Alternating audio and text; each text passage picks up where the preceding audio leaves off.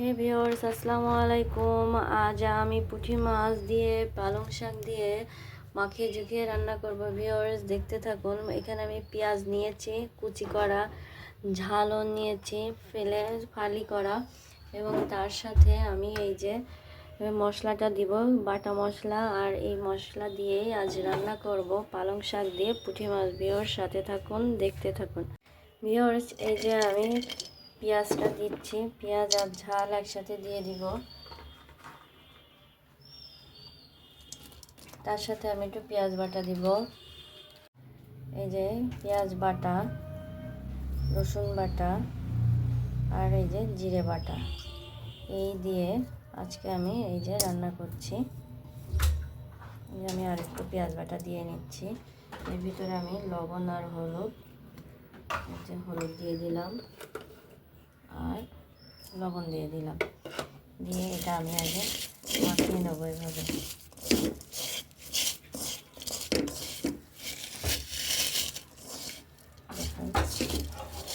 এভাবে মাখিয়ে মাছটা মাখাবো। এই যে মাছটা দিয়ে দিচ্ছি।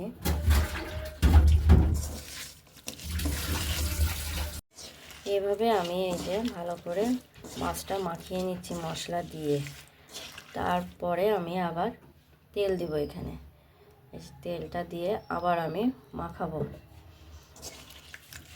আজকে একটু ভিন্নভাবে রান্না করছি পালং শাক। ভিউয়ার্স, আপনারা এভাবে রান্না করে খেয়ে কমেন্ট করে জানাবেন। দেখুন, খুব স্বাদের হয়। আর দেশি ছোট ছোট পুঁটি মাছ শীতের দিনে খেতেও বেশ ভালো। এই তেলটা দিয়ে আমি মাখিয়ে নিলাম। এখানে আমি আর একটু তেল দিলাম। এই দেখুন, আমার মাছটা এভাবে আমি তেল দিয়ে আর সমস্ত মশলা দিয়ে যে মাখিয়েছি। এবার এই যে আমি পানিটা দিয়ে দিলাম, ঝোলের পানি। ঝোলের পানি দেওয়ার পর এই যে ঢেকে দিলাম। ভিউয়ার্স, এবার দেখুন, এই দেখুন আমার মাছটা উতলা গেছে, পানিটা আছে।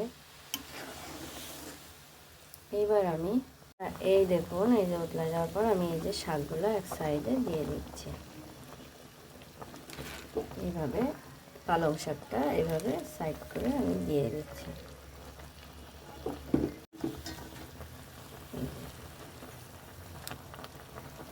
মাছটা আপনার সাধারণত উতলানোর পরে দিলেও ভালো হয়।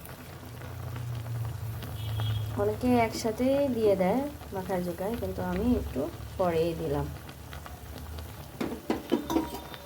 দিয়ে এবার আমি আবার একটু ঢেকে দেব, নাড়াচাড়া দিয়ে নিচ্ছি। এই দেখুন, মাছ কিন্তু এক সাইডে চলে আসছে।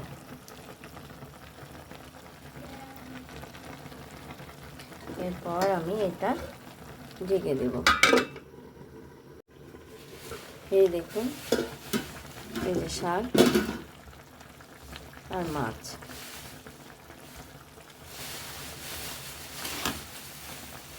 দেখুন, আমি আবার একটু ঢেকে দিলাম। এই দেখুন কি সুন্দর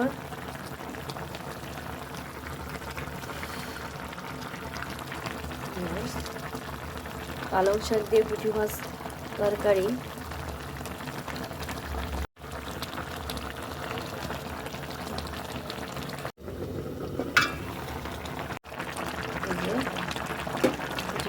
আমি একটু ধনে পাতা আর নামানোর আর একটু আগে আর একটু ধনে পাতা দিয়ে নেবো।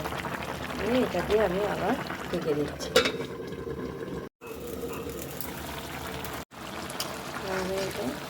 নাড়াচাড়া দিব, বেশি নাড়াচাড়া দিব না, কারণ মাছ ভেঙে যেতে পারে।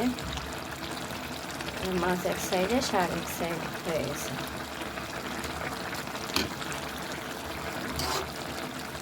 পালং শাক দিয়ে পুঁটি মাছের তরকারি, স্বাদের মাছ।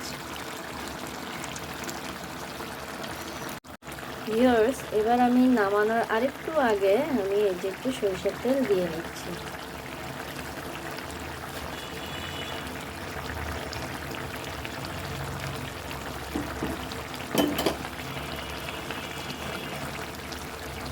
দিয়ে আমি এভাবে একটু নাড়া দিয়ে নিব। দেখুন আমার মাছটা হয়ে গেছে, মাছ দিয়ে শাক রান্না। এই দেখুন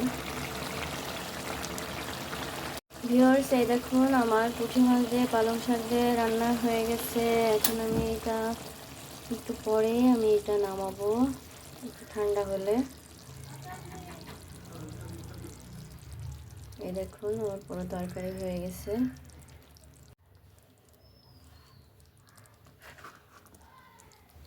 ভিউয়ার্স, এইবার দেখুন আমি তরকারিটা এই যে আমি নামাচ্ছি।